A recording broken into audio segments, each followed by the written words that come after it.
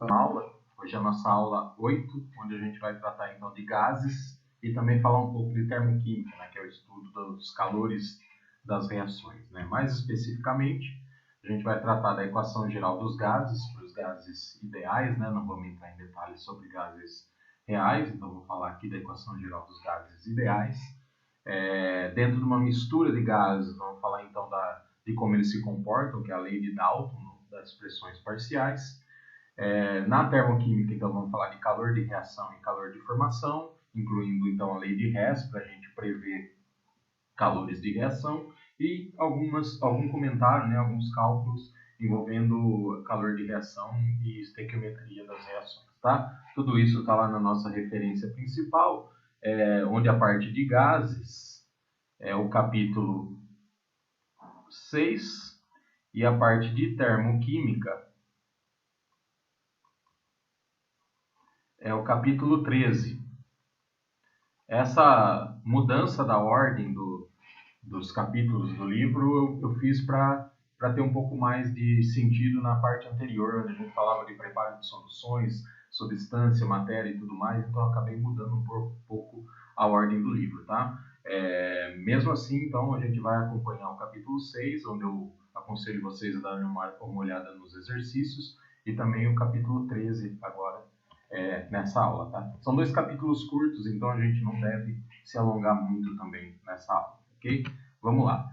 Bom, começando fazendo algumas considerações sobre os gases, né? O gás é um dos estados físicos da matéria que a gente conhece, né? Existem mais de 3, mas os mais comuns que a gente conhece são o estado sólido, líquido e gasoso. A gente já falou bastante de misturas e soluções, onde então envolviam o conceito dos estados de sólido e líquido, né? E a gente viu lá que a gente não discutiu praticamente nada, porque eles são pouco afetados com relação à temperatura e pressão. Eu quase nunca chamava atenção sobre a temperatura que a gente estava trabalhando e muito menos sobre a pressão, tá? Já no estado gasoso, já nos gases, a gente tem uma influência muito grande, principalmente dessas duas grandezas, pressão e temperatura, tá? Então a gente precisa estabelecer relações além daquelas que a gente fez, que eram de volume, massa e quantidade de matéria. A gente tem que levar em conta agora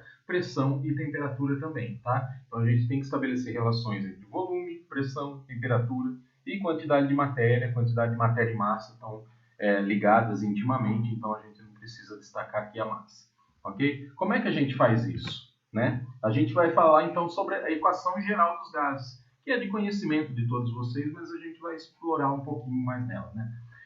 Bom, a equação geral dos gases, ela surge a partir da interpretação e da junção de 3 leis individuais, de 3 pesquisadores que trabalhavam no estudo de substâncias gasosas, tá? Primeiro foi Boyle, tá? E a lei de Boyle diz o seguinte para a gente: o volume de uma amostra gasosa a uma dada temperatura constante, já que se eu variar a temperatura, o volume vai variar, né?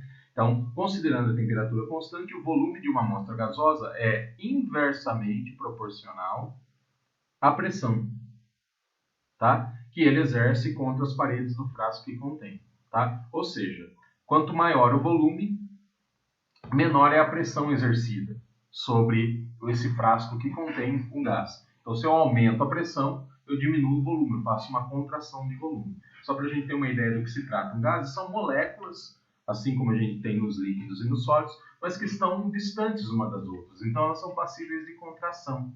Então, quando a gente pressiona um gás dentro de um recipiente, desde que isso seja possível, obviamente, a gente consegue fazer uma contração do volume. Então, o volume é inversamente proporcional à pressão. Como é que a gente escreve isso, né? A gente viu lá do comecinho, então a gente vai colocar assim, ó, volume inversamente proporcional à pressão, né?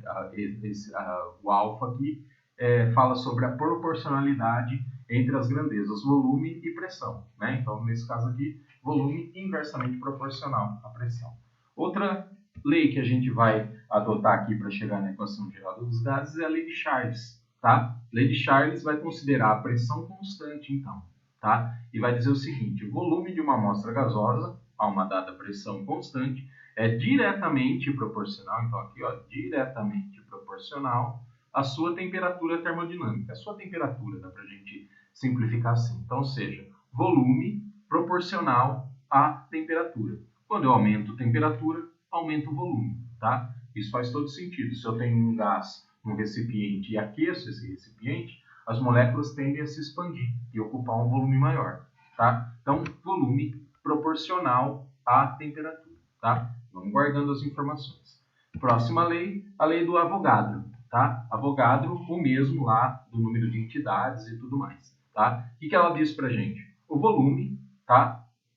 De uma amostra gasosa para uma dada pressão e uma dada temperatura constantes, já que se eu variar pressão e temperatura, tudo fica meio aleatório, né? Eu tenho várias grandezas influenciando, tá? Então, considerando uma pressão e temperatura constantes, o volume de uma amostra é diretamente proporcional à sua quantidade de matéria, tá? Ou seja, quanto mais moléculas eu tiver na substância gasosa, maior vai ser o volume que ela ocupa, tá? Considerando que a gente está trabalhando numa pressão e numa temperatura constante. Então, volume diretamente proporcional à quantidade de matéria. Vou escrever assim, então, volume proporcional à quantidade de matéria, tá? A partir dessas três leis, a gente vai tentar juntar tudo isso e sair com a equação geral dos gases, já que Boyle relaciona volume com pressão, Charles relaciona volume com temperatura e Avogadro relaciona volume com quantidade de matéria. Eu preciso de uma equação que relacione todas essas grandezas numa única equação, tá? Então, como que a gente vai fazer? Vamos pensar nas proporcionalidades que a gente discutiu. Então, ó, juntando tudo, a gente sabe, né, que o volume é inversamente proporcional à pressão. Então, está aqui, né, lei de Boyle. É proporcional à quantidade de matéria, a lei de Avogadro, e é proporcional à temperatura, lei de Charles, ok? Então, volume, e eu estou multiplicando tudo aqui. Deixando um pouquinho mais clean aqui essa equação, a gente tem isso, né? Volume proporcional à quantidade de matéria vezes temperatura dividido pela pressão, tá? Então, a gente está relacionando todas essas grandezas, volume, quantidade de matéria, temperatura e pressão. Para sair da proporcionalidade e passar para a igualdade, a gente vai ter que colocar uma constante de proporcionalidade, que para os gases é conhecido como o R, tá? Então, o volume passa a ser, então, igual à sua constante de proporcionalidade, né? É a constante que relaciona essas grandezas em azul com o volume, tá? E o que a gente já conhecia, NT dividido por P. Né? Rearranjando isso daqui, para ficar de uma forma mais conhecida para a gente, vou passar o P multiplicando aqui, tá? E rearranjar um pouquinho em termos da ordem das letras lá, a gente tem a nossa famosa equação geral dos gases, né? PV igual a nRT, onde P é pressão, V é volume, M quantidade de matéria, R é a constante dos gases e T a temperatura. Tudo isso relacionado numa única equação conhecida como equação geral dos gases, tá? Vale a lembrança que é essa equação geral dos gases ideais, tá? Na natureza, a gente tem que considerar outras coisas que fazem que com que os gases, as substâncias gasosas, fujam da idealidade. E aí eles passam a ser chamados de gases reais, tá? Mas para os nossos estudos, a gente pode considerar que todos os gases se comportam idealmente. Então, a gente vai usar sempre a equação geral dos gases ideais. Então, PV igual a nRT, ok? Vai ser muito útil para a gente. Continuando, então, a gente vai falar um pouquinho sobre a unidade da constante de proporcionalidade da equação geral dos gases, tá? Então, para isso, a gente vai usar um exercício aqui, ó. No exercício diz o seguinte para a gente: eu tenho uma amostra de oxigênio de massa 1,428 gramas, né? O oxigênio aqui para a gente é a molécula de O2, tá? A uma dada temperatura, 273,15 Kelvin. Lembrando, então, que sempre que a gente estiver falando na equação geral dos gases, a gente tem que usar a temperatura na escala Kelvin, tá? Se a gente tiver a temperatura em Celsius, a gente tem que transformar em Kelvin, a gente sabe como fazer. O gás, então, ocupa um volume de 1000 mililitros. Eu vou já transformar isso daqui, o volume, então, ó, em 1000 mililitros é igual a 1 litro, né? Para facilitar para a gente. E exerce uma pressão de 101,325 Pascal, né? PA é igual a Pascal, que é a unidade de pressão. A gente tem outras unidades, a atmosfera, milímetros de mercúrio, torre Tcheff e assim por diante. Também é fornecida aqui, então, a massa molar do oxigênio. Tá? Coloquei outras informações aqui que vão ser úteis para a gente chegar na unidade respeitando o sistema internacional de medidas. Tá? Então, a pressão é dada em Pascal e 1 Pascal equivale a 1 Newton por metro quadrado. Tá? O volume é dado em metro cúbico, 1 metro cúbico equivale a 1000 litros, e tem uma outra relação que eu vou precisar usar lá na frente, que é de 1 Newton igual a 1 Joule por metro. Tá? Então, vamos lá. Para a gente chegar na unidade do R, eu vou partir da nossa equação geral dos gases, tá? PV igual a nRT. Isolando R, né? Então a gente vai ter o seguinte, R vai ser igual, eu vou passar NT dividindo para o lado de lá. Então vai ficar PV dividido por NT, certo? E aí então eu vou substituir os valores, tá? Então, pressão, quanto é? 101.325 Pascal. Volume, vou colocar já em litro, tá? Então, 1000 mililitros ou 1 litro. Vou colocar aqui já em 1 litro, tá? N, quantidade de matéria. Não tem. Mas eu tenho massa, tá? Eu tenho aqui a massa do oxigênio e tenho a massa molar. Se eu relacionar os dois, eu consigo tirar daí a quantidade de matéria, certo? Então, como é que eu faço isso, né? Então, eu sei, então, se eu quero a quantidade de matéria do oxigênio, eu vou partir da sua massa, 428 gramas, e relacionar com a massa molar. Então, 1 mol do O2 tem 32 gramas. Tá?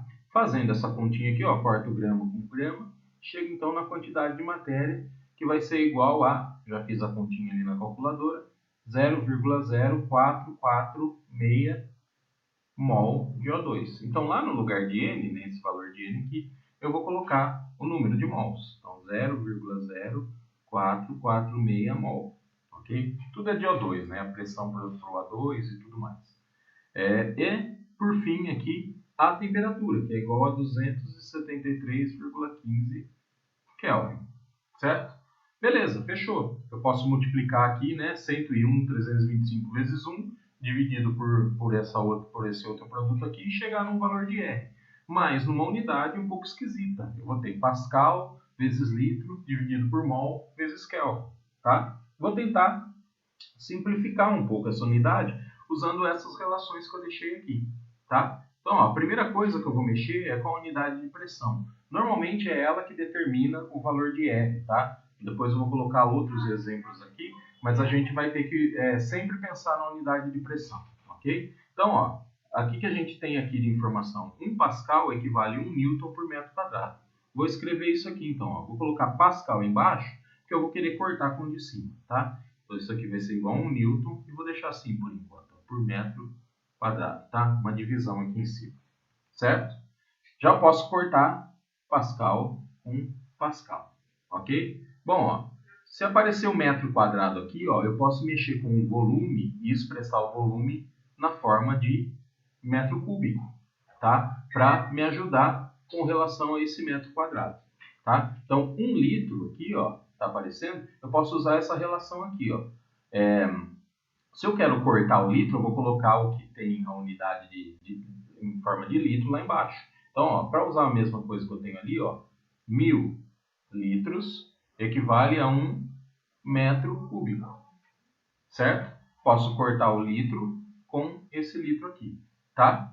Se esse metro quadrado está dividindo, significa que ele está aqui embaixo, tá? Não vou reescrever porque acho que é de entendimento de todo mundo. Então, eu posso cortar esse 2 aqui, ó, esse metro quadrado aqui, tá? Com 2 metros desse metro cúbico aqui. Então, praticamente eu corto isso daqui e fica só 1 metro, tá? Então, eu tenho metro vezes metro aqui. Aqui eu tenho metro vezes metro vezes metro. Cortei 2 metros daqui, 2 m's, né, daqui, e 2 m's daqui. Acabou sobrando para mim um mzinho ali que simboliza o metro, tá? Beleza, então qual que é a unidade que eu estou aqui, ó? Newton, metro, mol e Kelvin, tá? Dá para eu ajeitar mais alguma coisa? Dá para eu sumir com essa unidade aqui de comprimento, né? Eu tenho um metro aqui e eu tenho essa, eu tenho relação, dá para eu sumir com o Newton também. Eu sei que 1 Newton equivale a 1 Joule vezes metro. Então vou usar essa relação aqui. Só passar um tracinho aqui para não atrapalhar a gente, tá? Então, ó, Se eu tenho Newton lá em cima, eu vou colocar o Newton aqui embaixo. 1 Newton equivale a 1 Joule dividido por metro. Tá? Então, ó, Newton, eu posso cortar com Newton, ok? E esse metro, ele está aqui embaixo. E esse metro está aqui em cima. Posso cortar esse metro com esse metro. O que me sobrou? Aqui em cima, ó, cortei. Sobrou só Joule, tá? E aqui sobrou mol e Kelvin. Esse não tem que fazer. Só não posso esquecer de multiplicar aqui por mil, tá? Então, meu R vai ter um valor aqui, que a unidade vai ser Joule por mol Kelvin.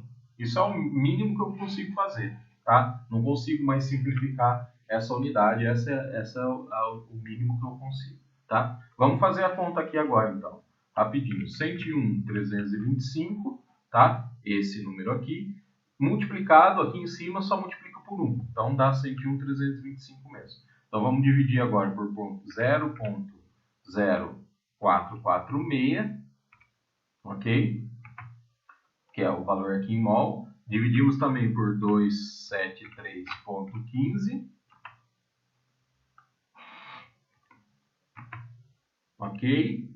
E vamos também dividir por 1000, tá? Então, dividido por 1000. Chegamos aqui no valor de R, tá? Para esse valor, o R, para essa unidade, melhor dizendo, o R vai dar algo em torno de 8,31. Pode dar 32 aqui, em função dos arredondamentos que a gente faz ali. Mas o valor medido, né, nessas condições aqui, ó, é de 8,31 Joule por mol vezes Kelvin. Tá? Então, esse é o valor de R quando a gente utiliza a pressão em Pascal. Tá? Eu vou ter essa unidade. É muito importante aqui, tá? Quando a gente estiver falando da equação geral dos gases, a gente vai usar pressão, volume e tal. Dependendo das unidades que eu uso para as outras grandezas, eu vou determinar a unidade de R. Tá? Então, se eu vou trabalhar com pressão em Pascal, eu vou usar o valor de R igual a 8,31. Mas eu posso querer trabalhar com outros valores. Tá? Então, por exemplo, se eu assumir a pressão em atmosfera, o valor normalmente adotado é esse aqui, 0,082, tá? Só que a unidade aqui muda também. Ela é atmosfera, litro, vezes litro, né? Deixa eu fazer melhor ali. Atmosfera vezes litro dividido por mol, tá? Então, se eu estiver trabalhando com pressão em atm, eu vou trabalhar com esse valor. E outro valor bastante comum é quando a gente usa milímetro de mercúrio, que aí a unidade é mais complicadinho, ele vale 62,3 milímetros de mercúrio vezes litro dividido por mol vezes Kelvin. Ok? Então, esses são os 3 valores de R mais comum que a gente tem. A gente tem que prestar atenção em qual a gente vai adotar em função das unidades das outras grandezas que a gente está usando. Tá? No final das contas, o interessante é que, por exemplo, se eu tiver que calcular a pressão, eu vou colocar um valor de R, vou cortar todas as unidades e vai me sobrar só uma unidade de pressão. Se eu estou calculando o volume, vou cortar todas as unidades, vai me sobrar só uma unidade de volume e assim por diante. Por isso a importância da gente saber qual valor de R a gente deve utilizar. Ok? Vamos em frente. Bom, vamos falar de uma outra lei bastante importante agora sobre uma mistura gasosa, tá? E a sua pressão parcial, ou seja, uma mistura em que eu tenho mais de uma substância gasosa, tá? Como é que o gás se comporta de forma individual, ok? E quem fez isso foi John Dalton, lá no começo do século XIX, né, 1801, que dizia o seguinte: cada gás, numa mistura de gases, comporta-se em relação à sua pressão como se fosse o único gás presente. Isso facilitou, depois que John Dalton postulou a sua lei, facilitou muito os estudos, porque a gente não precisava mais se preocupar sobre a influência de um gás em cima de outro numa mesma mistura. Tá? Ou seja, quando a gente tem uma mistura em que há mais de um gás presente, um gás não influencia o outro, isso com relação à pressão. Pode ter influência com relação a outras grandezas, mas com relação à pressão não existe influência. Então, cada gás se comporta como se estivesse sozinho. Tá? E por isso, então, a gente pode assumir que a lei de Dalton das pressões parciais vai ser a seguinte: a gente vai ter a pressão total de uma mistura gasosa vai ser dada pela soma das pressões parciais. Tá? Então, se eu tiver N gases numa mistura parcial, eu vou ter a somatória em P1, P2, P3, P4, P10, P20, Pn, ok? Somando as pressões parciais, ok? A pressão total, então, é dada pela soma das pressões parciais individuais, certo? Já que um gás não interfere na pressão de outro gás, tá? A gente sabe que o mesmo raciocínio a gente pode fazer com a quantidade de matéria, que a quantidade de matéria total de um sistema vai ser a somatória da quantidade de matéria de cada uma das substâncias presentes. Isso serve para líquidos, para sólidos e, obviamente, para gases também, tá? Então, a gente vai relacionar essas duas coisas aqui, né? O mais importante agora, pensando na pressão e quantidade de matéria. Usando, então, a nossa equação geral dos gases, que é a base de tudo que a gente for falar para gases, né? No caso de gases ideais, a gente pode colocar, então, reescrever essa equação fazendo uma mudança simples aqui, só para o nosso entendimento. Eu posso falar, então, que a pressão total do sistema, de uma mistura gasosa, vezes o seu volume é igual ao número de mols total, a quantidade de matéria total, vezes a constante, vezes a temperatura. Tá? E posso falar isso também individualmente para cada gás. Então, se eu pegar o gás 1 aqui, ó, eu vou falar que a pressão parcial daquele gás vezes o volume vai ser igual à quantidade de matéria daquele gás vezes R vezes T. Se eu quiser reescrever isso daqui, ó, P2, posso pôr um 2 aqui e falar que P2 vezes V, o volume total, né, do sistema, vai ser dado pela mesma relação, certo? Tá, vamos brincar um pouquinho com essas relações, então, de pressão total e pressão parcial, tá? Vamos fazer o seguinte, ó, vou isolar aqui todo mundo que é constante para mim. Vamos considerar que a gente tem uma mistura de gases que está sob pressão e temperatura constante, tá? Só para a gente entender como é que a gente pode relacionar as coisas. Então, isso é constante, isso obviamente é uma constante, o nome próprio é constante, e isso é constante. Então, vou pôr aqui, ó, R T sobre V. Porque o que eu fiz? Só passei o V dividindo para cá, tá? E vou passar o N dividindo para lá. Vai ser igual a pressão total dividido pela quantidade de matéria total, tá? Vou chamar isso aqui de equação 1, tá? Vou fazer a mesma coisa aqui, ó, com a pressão parcial, tá? É a mesmíssima coisa, né? RT sobre V, só que aqui eu vou chamar de P1 dividido por N1. Certo? E vou chamar isso aqui de equação 2. Tá? Percebam que R, T e V são os mesmos valores, já que a gente está falando de uma mistura e a gente está, então, só isolando um único gás ali. Ou seja, se eu igualar a equação 1 e 2, eu posso falar o seguinte, ó, a pressão total sobre o número de mols total vai ser igual a pressão parcial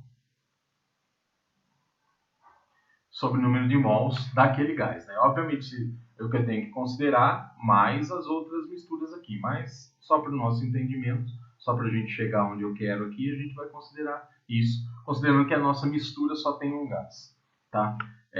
Bom, rearranjando um pouquinho isso daqui, eu posso passar, então, esse N1 aqui, que eu quero fazer uma relação entre a pressão parcial e a pressão total com relação à quantidade de matéria. Eu vou passar esse N1 aqui, ó, que está dividindo, vai passar multiplicando para lá, tá? Então vai ficar assim, ó, P1 vai ser igual a pressão, fazer melhor aqui, N1 que passou para lá dividido por NT vezes PT, tá? Onde PT é para pressão parcial, pressão total, melhor dizendo, tá? Então eu tenho pressão parcial, pressão total, né?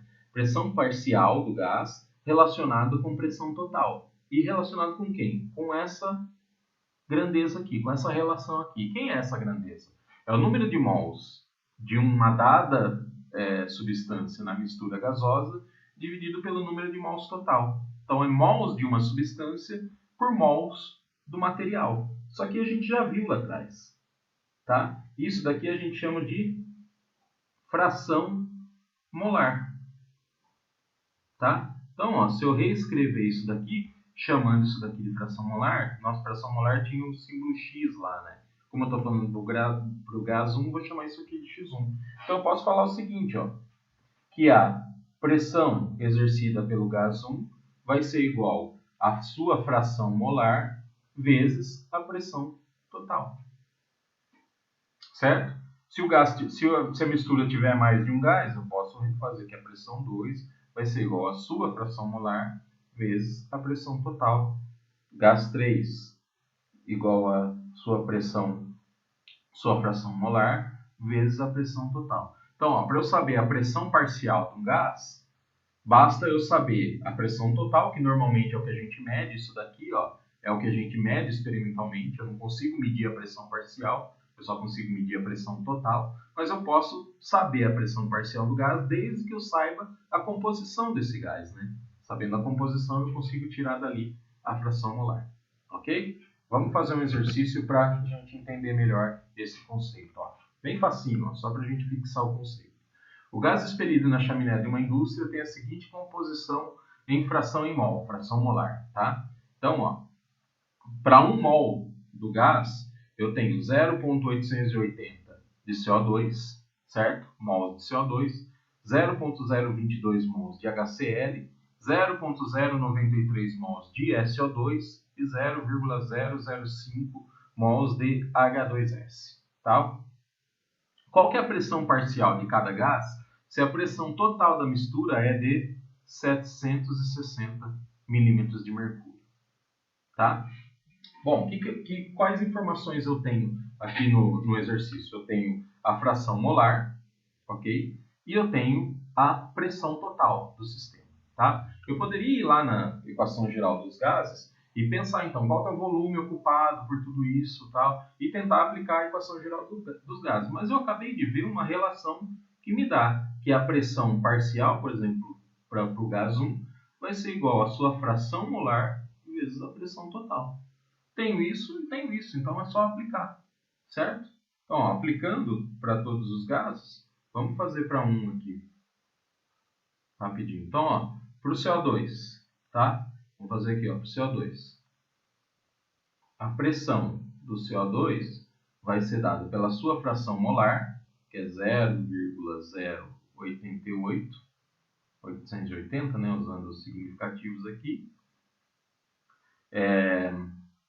vezes a pressão total. Vou colocar aqui em milímetros de mercúrio mesmo, tá? Já falo por que eu posso fazer isso, ok? Com relação à unidade, eu estou querendo chegar numa unidade de pressão. Percebam aqui que eu não coloquei unidade?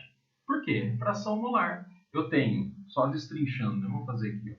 Para essa fração molar ali, ó, X do CO2, vai ser 0,0880 mol de CO2 dividido por 1 mol da mistura. Tá? Então, a unidade aqui, ó, mol, cortou com mol. É uma grandeza adimensional. Tá? Então, fração molar, como qualquer fração, na verdade, é uma grandeza adimensional, não tem unidade. Então, diretamente aqui, ó, a unidade de pressão para mim vai ser a unidade de milímetros de mercúrio, né? Então, a pressão do CO2 vai ser dada por essa multiplicação aí, ó. 0,0880 vezes 760. Que vai ser igual a... Opa, coloquei um zero a mais aqui, peraí. 0,880 vezes 760, que vai ser igual a 668,8 com 3 algarismos significativos. Isso para a gente passa a ser 669 milímetros de mercúrio. Ok? Então, essa é a pressão parcial exercida pelo CO2 na mistura. Tá? Vamos fazer agora para o HCl. Então, a pressão do HCl, já não preciso mais falar da unidade, né? Vai ser igual a 0,022 vezes 760 milímetros de mercúrio. Tá? Então, a pressão aqui exercida pelo HCl na mistura vai ser 0,022 vezes 760, que vai ser igual a, se eu fiz a conta certa aqui, 16,72, com 3 algarismos significativos, 16,7 milímetros de mercúrio. Ok? A pressão do próximo aqui é o SO2, né? Então, a pressão exercida pelo SO2 vai ser igual a 0,093 vezes os mesmos 760 milímetros de mercúrio. Isso vai dar para a gente, já tem a continha aqui, para a gente ganhar tempo, né? Não, por SO2 eu não tenho, fiz só para os dois primeiros ali. Então vamos lá, 0,093 vezes 0,093 vezes 760, 70,68. Então a pressão aqui, ó, do SO2 vai ser igual a 70,7 milímetros de mercúrio. E por fim, a pressão parcial do H2S, tá? Vai ser igual a 0,005 vezes 760 milímetros de mercúrio. Isso vai dar então, pressão do H2S vai ser igual a 3,80 milímetros de mercúrio, ok? Então, ó, a pressão parcial de cada um dos gases é igual a essa que a gente calculou. Se a gente somar tudo isso daqui, né? Vamos fazer uma soma rapidinho aqui, ó. 669 mais 16,7 mais 70,7 mais 3,80 igual a 760. Aqui deu 0,2, tá? Milímetros de mercúrio, mas esse 0,2 acaba aparecendo por conta dos arredondamentos que a gente fez. Então, 760 milímetros de mercúrio, que é a pressão parcial. Comprovando a lei de Dalton. A soma das pressões parciais é igual à pressão total do sistema. Ok? Certinho? Vamos em frente então. Vamos falar então agora sobre termoquímica.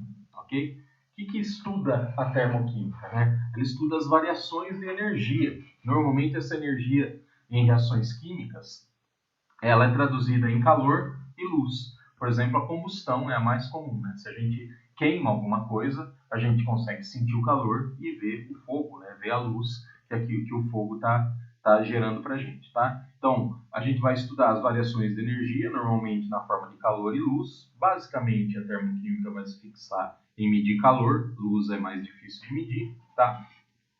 Que ocorre durante uma reação química. Ok? A gente já estudou as reações químicas do ponto de vista de constituição, né, de produtos e reagentes. Agora a gente vai estudar com base na sua variação de energia. Tá? Por exemplo, se a gente pegar a reação de combustão do etanol, então isso aqui é o etanol, né? 1 mol de etanol reage com 3 mols de oxigênio para formar 2 mols de CO2 e 3 mols de água. Se é uma reação de combustão, a gente sabe que isso daqui vai queimar, né? A gente vai literalmente tacar fogo no etanol. Quando isso acontece, a gente visualmente vê luz e sente o calor. Então essa reação aqui libera calor e luz, ok? Luz, como eu disse, é mais difícil de medir, mas calor a gente consegue medir com uma relativa facilidade, tá? Outras reações não vão emitir luz, tá? Por exemplo, se a gente tentar dissociar hidróxido de sódio em água, a reação vai ser então NaOH aquoso, gerando íon sódio e hidroxilas, ok? Essa reação aqui, ela libera calor. Se a gente ficar com a mão no frasco em que a reação está acontecendo, a gente vai sentir o frasco esquentando, mostrando que a reação, quando ocorre essa dissociação, libera calor, tá?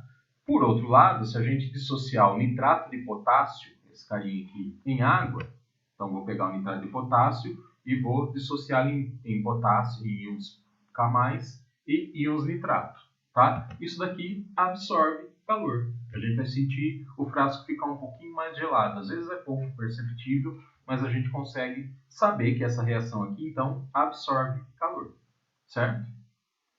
Tudo isso a gente consegue medir. Aqui eu falei de forma mais qualitativa, né? Mas tudo isso a gente consegue medir. A gente mede a partir de uma grandeza conhecida como calor de reação, ou simplesmente entalpia. A entalpia nada mais é do que a variação do calor que ocorre entre reagentes e depois os produtos formados, tá? Então, antes de combinar os reagentes, eles têm um certo valor de entalpia. E após combinado e gerado os produtos, eles têm um outro valor de entalpia. A variação dessas entalpias, desses calores, é o que a gente conhece, então, como calor de reação, tá? Normalmente a gente dá esse símbolo aqui, ó, ΔH, eu deixei um Rzinho aqui para falar de calor de reação. Por isso eu destaquei em amarelo também, porque depois a gente vai falar de calor de formação. Então, ΔH é a grandeza que a gente usa para calcular o calor de reação, que é conhecido então como entalpia. Okay? Então, a partir de agora, a gente vai se referir a calores, né? Libera, absorve calor a partir da sua entalpia, né? Que nada mais é então do que o calor absorvido ou liberado por uma reação química, considerando pressão constante, né? Se a pressão variar, aí o sistema fica um pouquinho mais complicado. Ok? Tá. Como é um delta, é uma variação, vai ser sempre a variação entre o final menos o inicial. Tá? A gente usa muito isso nas leis da física, né?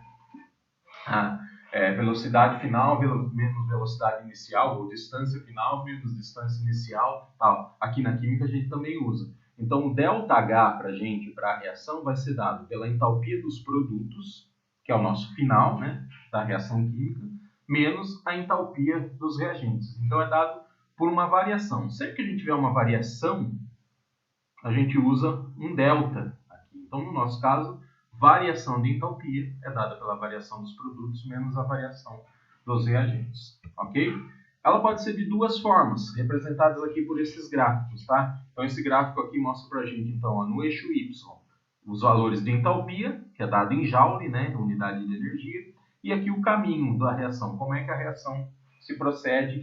Ela começa na forma de reagentes e os reagentes vão passando, isso vai depender da velocidade da reação também, mas os reagentes passam a se combinarem, né, e formar os produtos da reação. Tá? Nesse caso aqui, ó, a entalpia dos reagentes é um valor mais alto do que a entalpia dos produtos. Tá? Então aqui ó, a entalpia dos reagentes, o H para os reagentes, e aqui o H dos produtos. Certo? Quando isso acontece, a gente usando essa formulinha aqui, a entalpia dos produtos menos dos reagentes, a gente tem um valor de entalpia do produto menor do que a entalpia dos reagentes. Então, o nosso delta, a nossa variação aqui é negativa, certo? Então, o nosso delta é menor que zero. Quando a gente tem uma reação com delta menor que zero, a gente diz que essa reação libera calor. Ou seja, quando eu combino A mais B para formar C mais D e libero calor, eu tenho um ΔH negativo, tá? E esse ΔH negativo, indicando uma reação que libera calor, é conhecido como uma reação exotérmica. Tá? Exo, porque põe o calor para fora. Termo de calor, certo? Ok? E exo, porque põe o calor para fora. Tá? Muitas das reações que a gente trabalha são reações exotérmicas. As reações de combustão são todas elas reações exotérmicas, liberam calor. Tá? Mas a gente também pode ter reações que vão absorver calor, onde a entalpia aqui, ó, dos reagentes é menor do que a entalpia dos produtos. Quando a gente faz aqui, então, um número maior menos um número menor, a gente tem um valor positivo de ΔH. Tá? Então, a entalpia da reação maior que zero significa que a gente tem uma reação que absorve calor, certo? A entalpia dos produtos é maior do que a entalpia dos reagentes. Ou seja, eu preciso fornecer calor para que essa reação aconteça. Tá? Quando isso acontece, a gente tem uma reação do tipo endotérmica. Tá? Endo é de dentro, né? Termo de calor. Então, absorve calor. A reação precisa absorver calor. Certo? São basicamente esses os dois tipos das reações. Então, ó, recapitulando, ΔH menor que zero, reação exotérmica. ΔH maior que zero, reação endotérmica. Certo? Vamos em frente.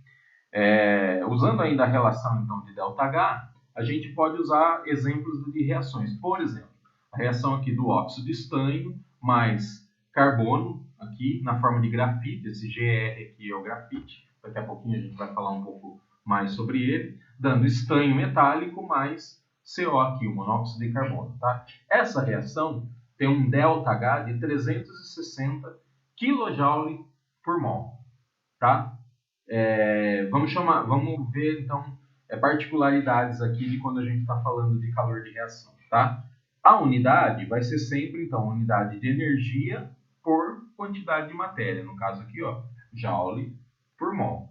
Como sempre, a quantidade de energia, quase sempre, melhor dizendo, a quantidade de energia é razoavelmente grande, normalmente a gente vai usar um prefixo aqui que é o de quilo, tá? Mas a unidade básica é joule por mol. No caso aqui seriam 360 mil joules por mol. Para a gente não ter que escrever 360 mil ou não usar a notação científica, a gente usa o prefixo quilo aqui, que é igual a 1000, certo? Então, normalmente, na maioria dos casos, a gente vai estar falando dessa unidade aqui, ó, 360 kJ por mol, tá? Vale um detalhe aqui, ó. A gente está falando kJ por mol, mas mol de quem? É do óxido de estanho, é do carbono, é do estanho, é do CO, tá? Na verdade, é mol da reação, tá? Eu estou considerando que essa reação aqui, ó, eu não, né? Quem desenvolveu os conceitos é que considerou, eu só estou seguindo a regra. Eu estou considerando, então, aqui nessa situação, que essa reação aqui, ela está acontecendo 1 mol de vezes. Tá? Então, toda essa reação balanceada como está aqui, ela está acontecendo 1 mol de vezes. Certo? Então, quando 1 mol de vezes dessa reação ocorre, o calor da reação é de 360 kJ. 360 kJ, a unidade de energia é joule, né? Então, quando 1 mol dessa reação ocorre, eu tenho uma energia de 360 kJ, ok? Se eu tiver 2 mols, meio mol, 1/3, 5 mols, o calor da reação vai ser diferente e vai ser proporcional a essa relação que eu tenho aqui, tá? Por exemplo, se eu pegar essa reação aqui e dividir ela por 2, opa, tá aqui em azulzinho, tá? Depois a gente fala da de baixo. Então, eu peguei essa primeira reação aqui e dividi por 2, tá? Então, onde eu tinha 1 ficou meio, onde eu tinha 2 ficou 1, onde eu tinha aqui 1 também ficou meio, e onde tinha 2 ficou 1 também, certo? Se eu dividir tudo isso daqui por 2, se eu peguei aquela reação ali em cima e dividi por 2, toda ela, tá? Esse valor aqui, eu também vou dividir por 2, porque eu não tenho mais 1 mol de reação, eu tenho meio mol de reação, tá? E nesse caso, eu vou ter, então, que o calor da reação vai ser igual a 180 kJ, tá? Então, nessa situação aqui, para essa reação aqui, ó, eu tenho 180 kJ. Vou continuar usando a unidade kJ por mol, tá? Porque agora eu estou considerando que eu tenho 1 mol dessa nova reação aqui, certo? Então, a unidade continua sendo kJ por mol. Mas, o que vale para a gente? O que vai ser útil daqui para frente? A unidade normalmente vai ser dada, então, kJ por mol de reação. Se a reação ocorrer a menos de 1 mol ou mais de 1 mol, eu tenho, então, que multiplicar ou dividir o valor do ΔH, que é dado por mol de reação. Okay? Por exemplo, se eu tiver aqui o sódio em água formando NaOH mais meio de H2, eu estou considerando que tudo isso daqui é 1 mol de reação, certo? Se eu pegar essa reação aqui, e ao invés de falar em 1 mol, falar em 2 mols da reação, eu vou escrever uma nova reação aqui embaixo. Eu vou escrever assim, 2Na, ok? Mais 2 águas, né? Multiplicando tudo por 2, duas moléculas de água, ok? Vai me dar 2 mols aqui de NaOH,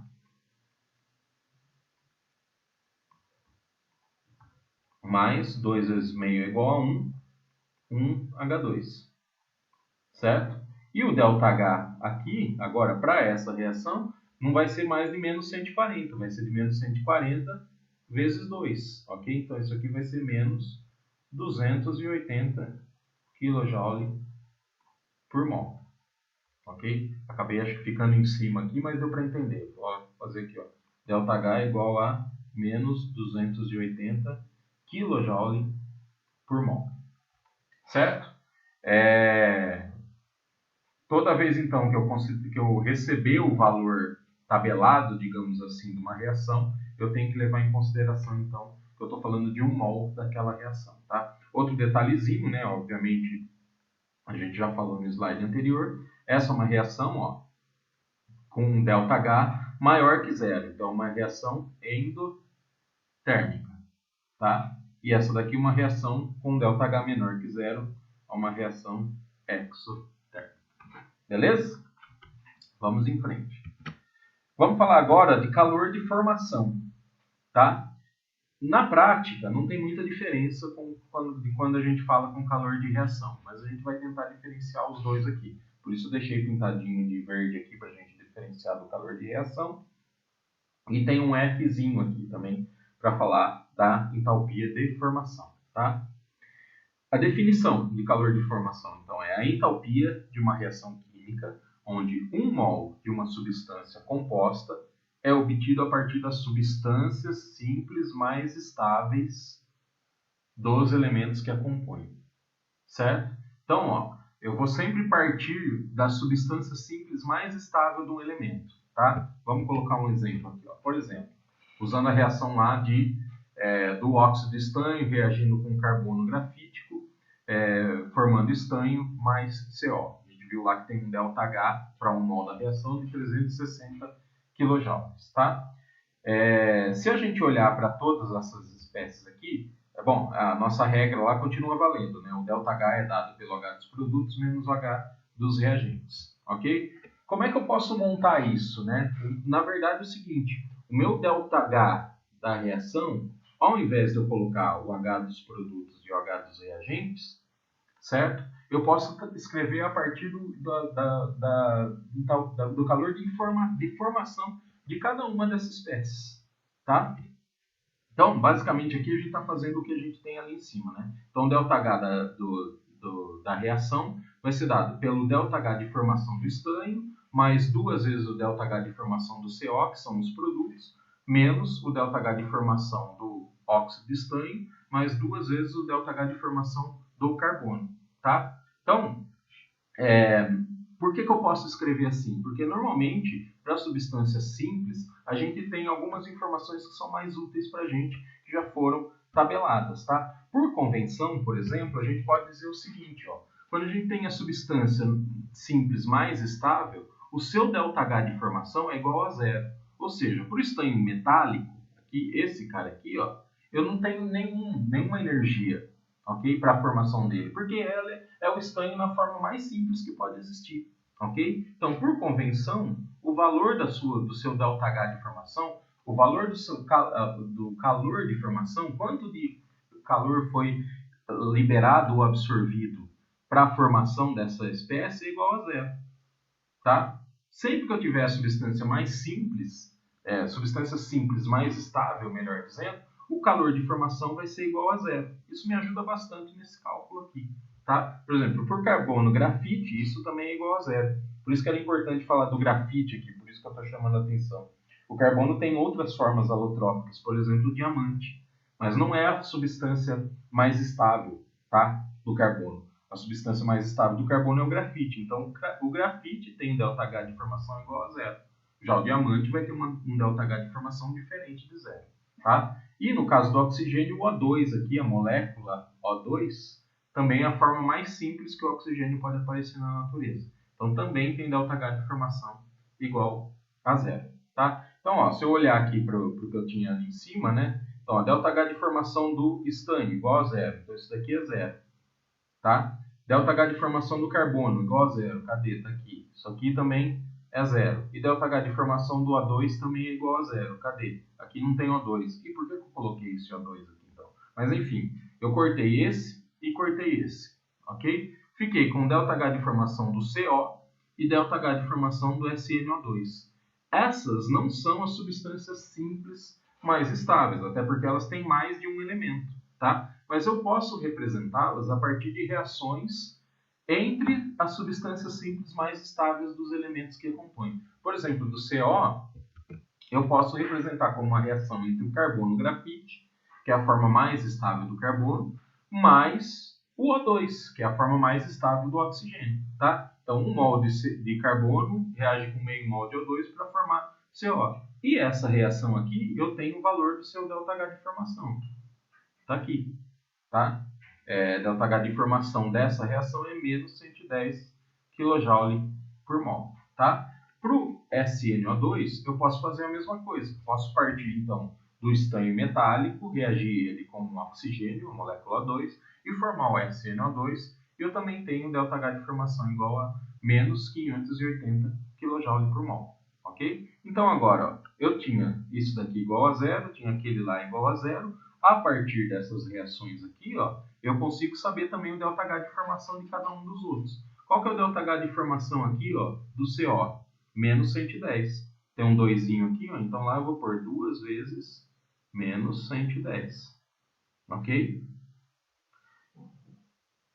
E para o estanho, para o SNO2, melhor dizendo, o óxido de estanho, o ΔH de formação é menos 580. Então, vou pôr aqui, ó, menos 580. Tá? Unidade é kJ por mol. Ok? Se a gente fizer as continhas aí, né, levando todo mundo em consideração, vou voltar aqui então. Ó. Então, o meu ΔH da reação vai ser igual. ΔH de formação do estanho é... Opa, deixa eu pôr mais para baixo aqui. Não me lembrava que eu tinha colocado isso. Então, ó, meu ΔH da reação vai ser dado pelo ΔH da formação do estanho, que é igual a zero, tá? Tá aqui.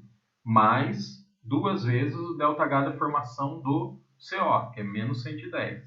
Menos 110, ok? Isso são meus produtos.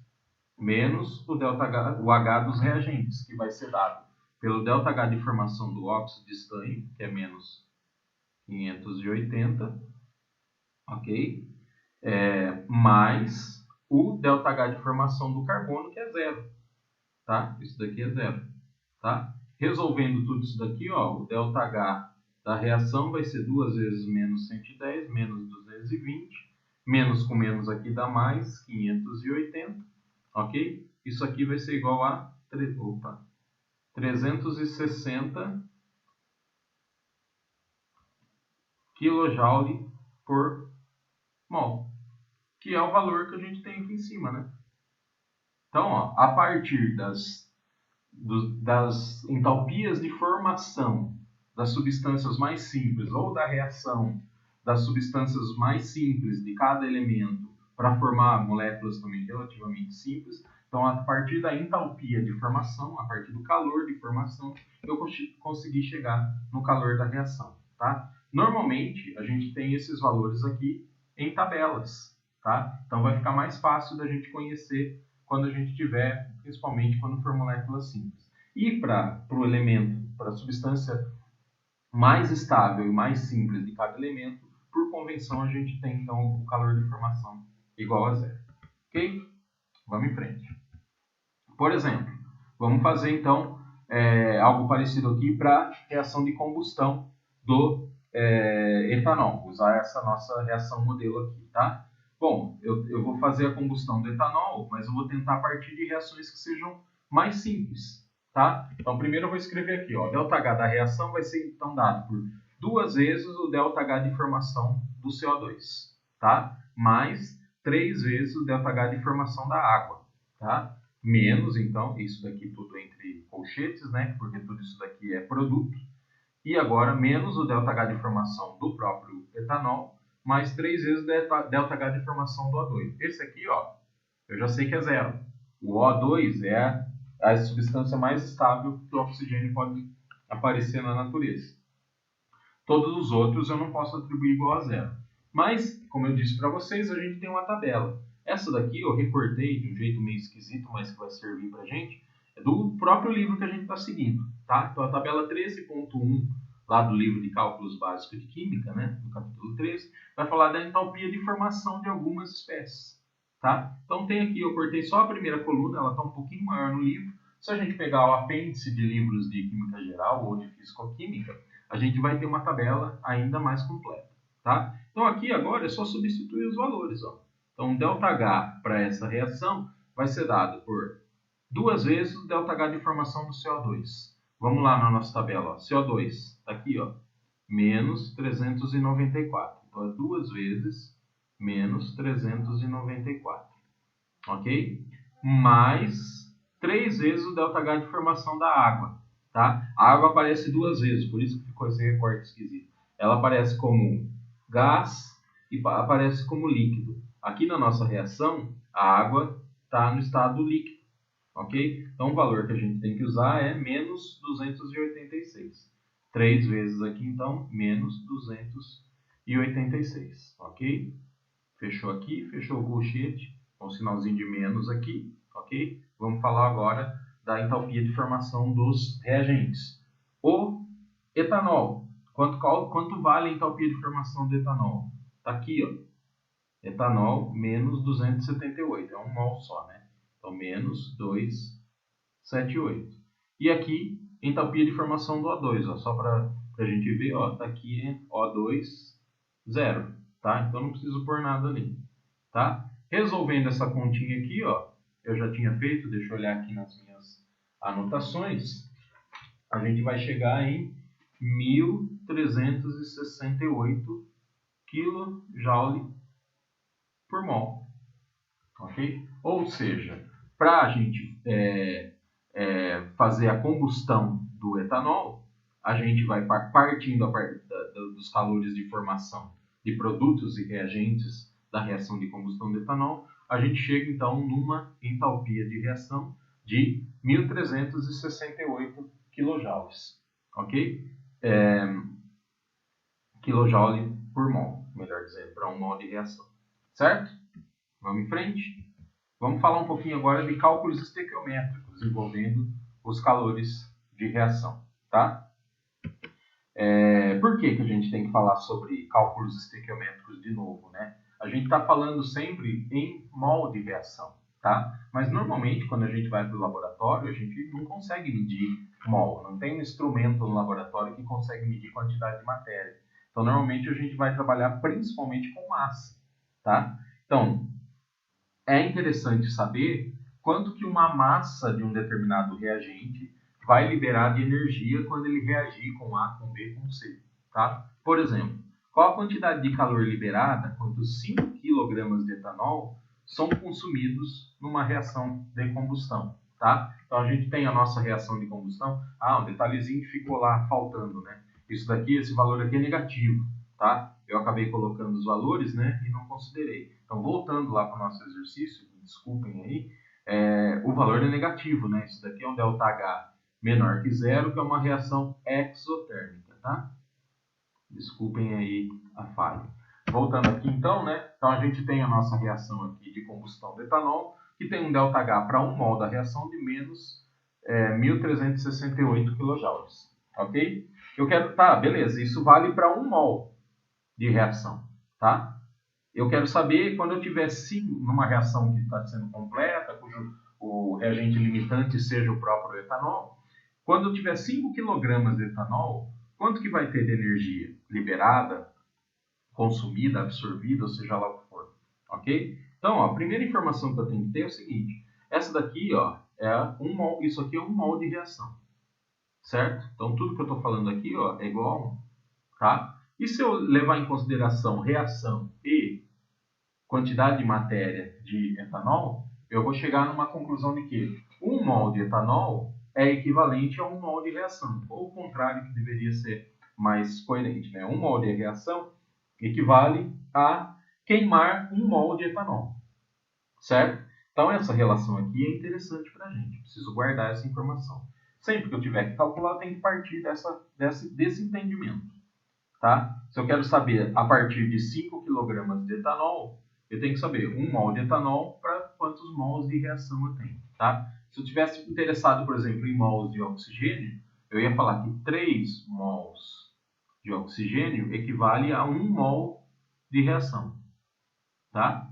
Mas como lá em cima deu a massa de etanol, eu vou considerar essa relação aqui para os cálculos futuros. Okay? Então, 1 mol de etanol equivale a 1 mol de reação. Okay? O que está perguntando lá? Qual a quantidade de calor liberada? Está perguntando o ΔH da reação, certo? Então, ΔH para essa reação vai ser dado pelo seguinte. Eu sei para 1 mol.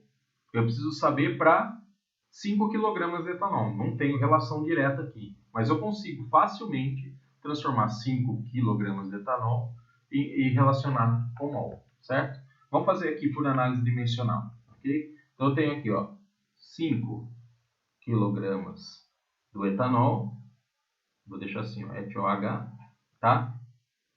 Primeiro de tudo, eu vou, para facilitar a minha vida, transformar esse quilogramas aqui, eu vou fazer direto, tá? Vou apagar tudo aqui e fazer direto. Eu sei que 5 kg equivale a 5.000 gramas, tá? Vou desconsiderar aqui os algarismos significativos e vou fazer o seguinte.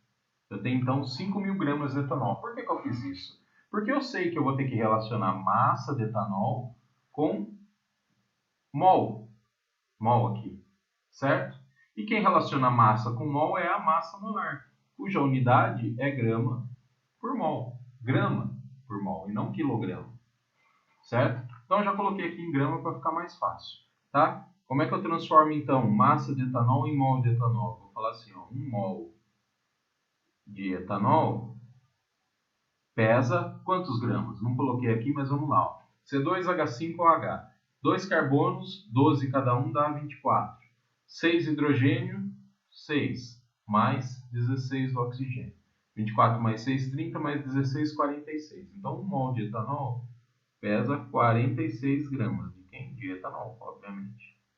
Ok? Então, ó, gramas de etanol, corto com gramas de etanol, tenho mol de etanol. Tá? Beleza. Mas não é isso que eu quero saber. Eu preciso agora relacionar com o mol da reação. Certo? Porque eu preciso relacionar com essa grandeza aqui. Certo? Então, ó, 1 mol de etanol é equivalente a 1 mol da reação. Esse valor aqui, ó, é da reação, não do etanol, tá? E aí eu corto mol de etanol com mol de etanol. Fiquei com mol de reação. Mas eu não quero mol de reação, eu quero saber quantidade de calor. E quantidade de calor é dada em joule, ok? Na verdade aqui nem era ΔH, né? Era só H. Deixa eu apagar ali para ficar certinho. H, tá? Então agora eu posso relacionar mol de reação com calor, tá? Então 1 mol da reação libera libera, né, 1368 kJ. Cortei mol de reação, cortei mol de reação. A unidade que vai me sair aqui já vai sair direto em kJ, tá? Então, ó, a entalpia da reação aí, né, o quanto de carbono, aqui dá para chamar de delta, sim, tá? Porque eu estou falando do calor da reação como um todo, tá? Vai ser dado então por 5.000 gramas, né? 5.000 gramas ali, não é mais gramas, né? Porque eu já cortei a unidade. 5.000 que multiplica menos 1.368, ok? Deu um número gigante aqui, dividido pelo 46 que está ali embaixo, tá? Isso vai me dar, vou colocar aqui e a gente já conversa sobre isso. Menos, né? 148.695 kJ. Não, joule não. Kilojoule. Certo? Tá um número super estranho, né? Para facilitar para a gente, eu vou usar aqui primeiro a notação científica, tá? Eu vou caminhar então a vírgula que está aqui no final, eu vou contar 6 vezes. Por que 6? Porque depois eu quero usar prefixos, e prefixos são de 3 em 3 casos, né? 1.000, 1 milhão e assim por diante. Então eu vou contar a vírgula está aqui, né? 1, 2, 3, 4, 5, 6, certo? E vou representar então esse número aqui, ó, o nosso ΔH da reação aqui, como menos 0, e aí eu vou usar 3 algarismos significativos só, tá? 1, 4, 9, tá? Vezes 10 a sexta kJ, tá? Ainda está esquisito. Esse 10 a sexta aqui, ó, eu posso multiplicar com 10 a terceira aqui do quilo, e isso daqui então ser o seguinte, ó, ΔH da reação vai ser igual a 0,149 vezes 10 a nona joule, tá? Já que o quilo aqui é 10 a terceira, tá? Agora eu vou lá naquela minha tabelinha lá do capítulo 1, se eu não me engano, e eu vou olhar qual que é o prefixo quando eu tenho 10 a nona, tá? Um prefixo muito utilizado na informática, tá? Então eu posso falar que o ΔH dessa reação vai ser 0,149 gigajoule, ok? E aí eu deixo uma representação um pouquinho mais coerente aqui com os números que a gente está trabalhando, para a gente não ter que trabalhar com esse número grande aqui, tá? Nada impede da gente parar o exercício aqui e representar assim, tá? Mas, primeiro, que eu não estou obedecendo algarismos significativos, e segundo, que é mais elegante representar dessa forma, ok? Vamos em frente. Ainda falando um pouquinho de cálculos estequiométricos, a gente pode também fazer o contrário. Eu tenho uma reação que ocorreu, certo? Liberou uma certa quantidade de calor que eu consegui medir, ok? E eu quero saber, então, qual é a massa daquilo que foi queimado. Por exemplo, aqui vamos falar da combustão do gás propano, que tem essa reação. Então, esse aqui é o propano, né? Reagindo com oxigênio, formando CO2 e água. E para 1 mol da reação, eu tenho menos 2.222 kJ, ok? Mas quando eu medi lá, eu medi o calor da reação, medi a temperatura, na verdade, depois transformei isso em calor da reação, isso deu 1.046, que é um pouco menos, né, do que os 2.222. Então, com certeza, já dá para falar, eu tenho menos de 1 mol, tá?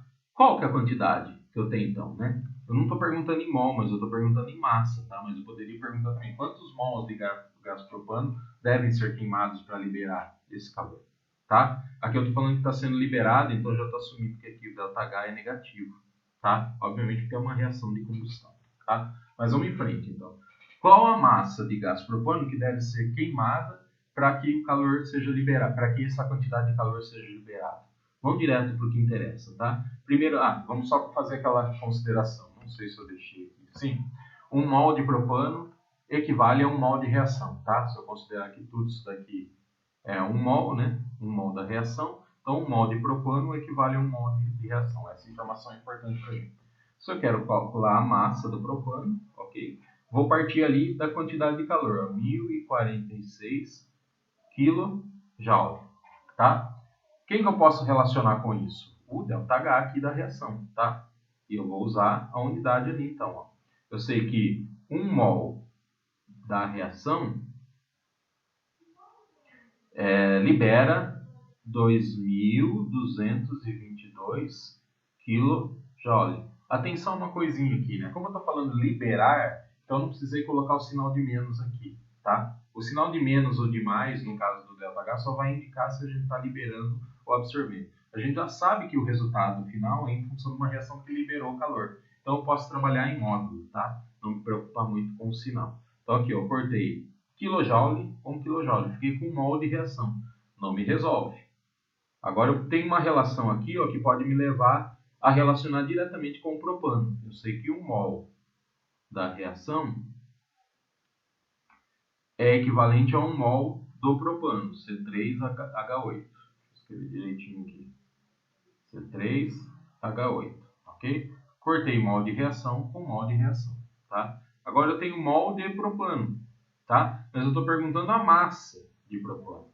A massa de propano relaciona-se com o mol de propano através da sua massa molar, tá? Então, qual que é a massa molar aqui, ó? 12 vezes 3 do carbono vai dar 36, mais 8 1 de cada hidrogênio, igual a 44, ok? Então, ó, 1 mol do propano tem 44 gramas, obviamente do propano também, tá? Então, cortei mol de propano com mol de propano, e o resultado sai aqui para mim em gramas de propano, que é o que me interessa. Ok? Fazendo a continha rápida aqui, ó, 1046 vezes 44 dividido por 2222 dá 20, com 3 algarismos significativos, né? 20,7 gramas do C3. Opa, toda hora eu coloco aqui o 8H8, tá? Então, ó, se 1 mol da reação libera 2.222 kJ, 20,7 gramas, que é obviamente menos de 1 mol, já que 1 mol pesa 44 gramas, vão liberar 1.046 kJ, ok? Molezinha fazendo relação, então, aqui, quando a gente tem a quantidade de energia liberada e quer saber qual a massa equivalente a essa quantidade de energia liberada. Beleza? Vamos em frente. O último tópico da aula vai falar, então, do que a gente conhece como aditividade de calores de reação, mais conhecido como a lei de Hess. Então, Hess em 1840, Henry Hess, né, o suíço Henry Hess, estudou calores de reação, calores de formação e tudo mais, e chegou numa conclusão bastante interessante que facilitou muito a vida, tá? De todo mundo que trabalhava com isso. Ele disse o seguinte: quando uma reação pode ser expressa como a soma algébrica de uma sequência de duas ou mais reações, outras, então o calor da reação é a soma algébrica dos valores da reação da sequência. Ficou complicado? Vamos fazer um exemplo. Vamos falar da reação de formação do NaCl, tá? Eu vou fazer isso de duas formas. Uma eu vou colocar aqui embaixo e a outra eu vou colocar aqui do ladinho em cima, tá? Então vamos seguir aqui primeiro. Eu posso escrever a reação de formação do NaCl a partir de duas reações. Que eu estou pegando reações que vão utilizar de substâncias mais simples, ok? Mas a reação global, digamos assim, vai ser a formação do NaCl, tá? Então eu tenho aqui, ó, meio de H2 mais meio de Cl2 formando 1 mol de HCl. Essa reação aqui, ó, tem um ΔH de menos 92 kJ por mol, ok? Vou escrever uma outra reação aqui, ó. 1 mol de Na, 1 mol de sódio metálico, mais HCl, 1 mol de HCl, vai me dar o NaCl mais meio de H2. Essa reação aqui tem um ΔH de menos 319 kJ por mol, tá? Imaginamos que isso daqui seja uma soma das reações, né? Então, ó, eu tenho tudo que eu tenho como reagente pode ser cancelado com o que eu tenho de produto. Por exemplo, ó, eu tenho 1 mol de HCl aqui, ó, eu posso cortar com 1 mol de HCl aqui desse outro lado, certo? O mesmo eu posso fazer com H2, ó, tem meio mol de H2 aqui, ó, então eu posso cortar isso com esse meio mol aqui de H2 também, certo? Então eu somei as duas reações. O que eu tenho como reagente eu posso eliminar com o que eu tenho de produto. O que eu tenho como reação global? O que me sobrou? 1 mol de Na mais meio mol de Cl2, formando 1 mol de NaCl, certo? Se eu somei as duas reações aqui, eu posso somar os seus calores de reação, tá? Então aqui, ó, essa reação aqui, que é justamente a formação do NaCl a partir dessas outras duas reações, me dá um ΔH de menos 411 kJ por mol, que é nada mais do que a soma de 319 e 92, né? Negativo aqui, ó, 11, aqui vai 1, 4, isso daqui é negativo, menos 411 kJ por mol. Então, se eu somei as duas reações aqui, tem como reação global a formação do NaCl, eu posso tirar também o calor de reação para essa reação global a partir da soma das reações das outras reações que eu coloquei aqui, certo? Isso facilita muito a minha vida, porque eu não preciso fazer um experimento para calcular o calor de reação para essa reação em vermelho aqui, se eu conhecer os calores de reação dessas outras duas reações que eu mostrei aqui, certo? Ah, só assim eu posso obter? Não, a gente pode combinar N reações, desde que a gente tenha como reação global aquela que nos interessa. Então, eu continuo falando da reação de formação da NaCl, mas eu vou chegar nela a partir de outras três reações. Então, a primeira é igual àquela primeira que a gente tinha. Eu vou colocar aqui, ó, a dissolução do sódio metálico em água, tá? Formando NaOH e meio de H2. E vou colocar uma terceira reação aqui, que é o HCl, reagindo com NaOH, indo a NaCl mais água, ok? A reação global é a mesma, tá? E, consequentemente, o ΔH tem que ser o mesmo daquele que a gente tinha aqui, tá? De onde saiu esse ΔH? Eu estou somando esses valores aqui, ó, menos 92, menos 140, menos 179, para dar 411 kJ por mol, tá? Mas eu tenho que levar em consideração aqui para ver se eu tenho mesmo essa reação global. Ó, meio de H2 aqui, eu vou cortar com meio de H2 aqui. O HCl aqui, eu corto com o HCl ali em cima, tá? O NaOH aqui, eu corto com o NaOH aqui. E a água daqui, eu corto com a água daqui. O que me sobrou? Na, meio de Cl2, e NaCl, que é o que escrevi aqui como equação global, tá? Só ali somando, ó, 92 com 140, dá 232, 232 com 179, 411, todos eles negativos porque são reações exotérmicas, então ΔH é igual a 411 kJ por mol, ok? Então, se eu precisar escrever uma reação, saber o calor da reação de uma determinada reação e eu não a tenho, eu posso combinar outras reações, fazer a soma delas e, consequentemente, a soma dos seus calores de reação para chegar no calor de reação dessa reação que me interessa, tá? Aplicação da lei de Hess, onde que isso é útil, tá? É quando a gente tem que obter o calor liberado ou absorvido por reações que são difíceis ou impossíveis, às vezes até de serem feitas na prática, tá? Ou elas ocorrem, não ocorrem completamente, ou elas têm subprodutos e formam outras coisas. Então, nessas situações, é mais fácil a gente partir de reações que a gente conhece e, a partir da soma das reações, da soma algébrica das reações, chegar na reação que nos interessa, tá? Vamos usar a reação de formação do etanol agora, tá? A gente falou muito da combustão, né, da queima do etanol. Vamos falar agora da reação de formação do etanol. Para formar o etanol, eu vou partir de 3 reações. Essa é a primeira. Então, eu vou partir do carbono, grafite, mais O2 formando CO2. Por quê? A reação de formação do etanol tem o CO2 participando, tá? Muito provavelmente. Vou usar uma segunda reação, H2 mais meio de O2 formando água, tá? Porque eu sei também que eu tenho água na formação do etanol, certo? E vou usar uma terceira reação, que é a própria combustão do etanol, tá? Aqui a gente vai dar um passo além do que a gente fez anteriormente, tá? Vamos prestar atenção. O que eu estou falando? A reação de formação do etanol, tá? Se eu estou formando o etanol, significa que ele é um produto da reação, tá? E ele aparece aqui para mim, como um reagente, certo? Ou seja, se eu combinar de qualquer forma essas reações aqui, o etanol vai estar aparecendo para mim como um reagente, não como um produto, tá? Se eu quero que ele participe como produto, eu tenho que escrever essa reação de forma inversa. Então, em vez de eu fazer etanol mais O2 dando CO2 e água, vou fazer o contrário. Eu vou fazer CO2 e água dando etanol mais O2, tá? Então, eu vou inverter a reação. Quando eu faço isso, o ΔH da reação também inverte. Então, esse sinal de menos que eu tenho aqui, ele passa a ser um sinal de mais, tá? Por quê? Se quando eu queimo o etanol eu libero calor, quando eu formo o etanol eu preciso absorver calor, tá? Então, vou inverter a reação aqui, Mudei a cor, inclusive, para ficar bem visível para a gente, tá? Então, só apagar aqui. Eu tinha etanol mais O2, formando CO2 e água, agora eu tenho o contrário. 2 mols de CO2 mais 3 mols de água, formando 1 mol de etanol mais 3 mols de O2. E o sinal aqui invertido. Eu tenho uma reação agora aqui, endotérmica. Ok? E eu preciso chegar na reação global, tá? Vamos pensar então o que a gente vai fazer aqui. Eu preciso agora chegar numa equação em que eu tenha como produto o etanol.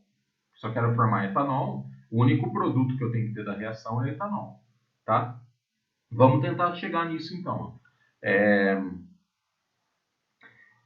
A gente vai ter que balancear essas equações aqui de forma com que a reação global seja essa daqui então, né? Vai ficar mais fácil se a gente fizer assim, Então eu tenho, como produto o etanol. Já balanceada a equação, eu sei que eu tenho que partir de 2 mols de carbono, 3 mols de H2 e meio mol de O2.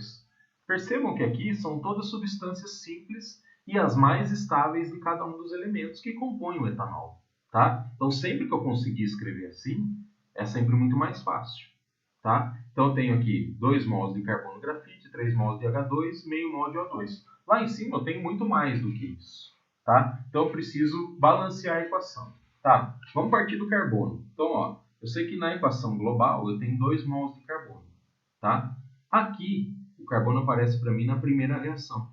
Eu só tenho 1 mol de carbono, tá? Mas se eu multiplicar a reação toda por 2, eu vou ter 2 mols de carbono, tá? Então, se eu multiplicar tudo por 2, eu vou ficar com o seguinte.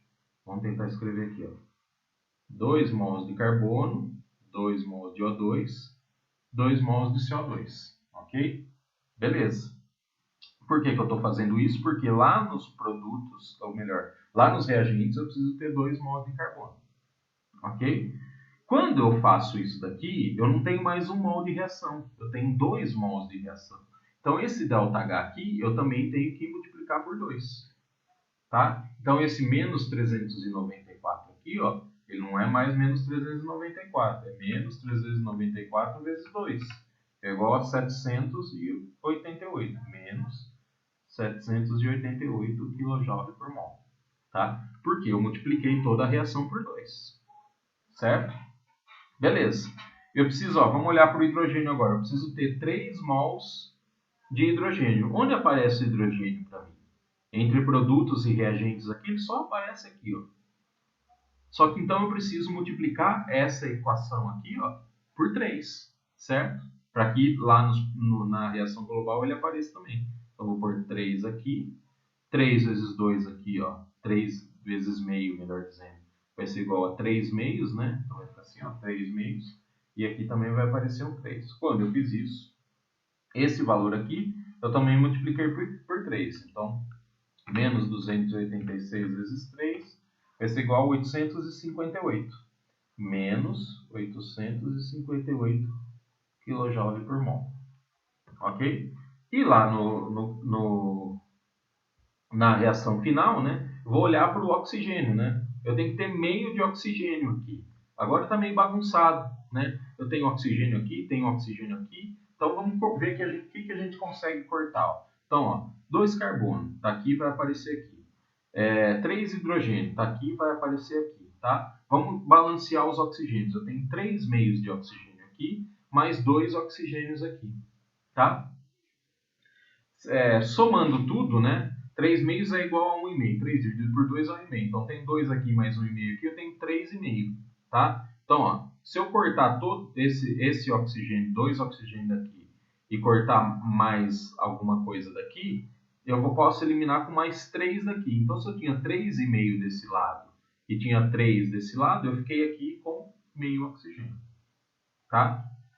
Então, ó, carbono balanceado, hidrogênio balanceado, oxigênio balanceado, cortando todo mundo aqui, sobrou só meio, né? Na verdade, fica mais fácil se eu fizer assim, ó. Tá? Me sobrou meio aqui. Oxigênio. Vamos pro lado de lá. 1 mol de etanol, tá aqui 1 mol de etanol, mas tá me sobrando água aqui. Mas eu tenho 3 águas aqui e tenho 3 águas aqui, certo? Tá me sobrando CO2 também, tá? Mas eu tenho 2 mol de CO2 aqui que podem cortar com 2 mol de CO2 e eu chego então nessa equação global, tá? Combinei as reações, tive que multiplicar essa daqui por 2, tive que multiplicar essa aqui por 3, essa eu não precisei multiplicar. Fiz a mesma coisa com o ΔH, eu vou somar então agora os ΔH, tá? Então eu vou ter lá menos 788, menos 858 e, atenção, mais 1368, tá? Fazendo isso então, ó, 1368 menos 788 menos 858. Isso vai ser igual a menos, deu negativo lá, 278 kJ por mol. Tá? Ou seja, para formação de 1 mol de etanol, eu vou ter a liberação de menos 278 kJ. Certo?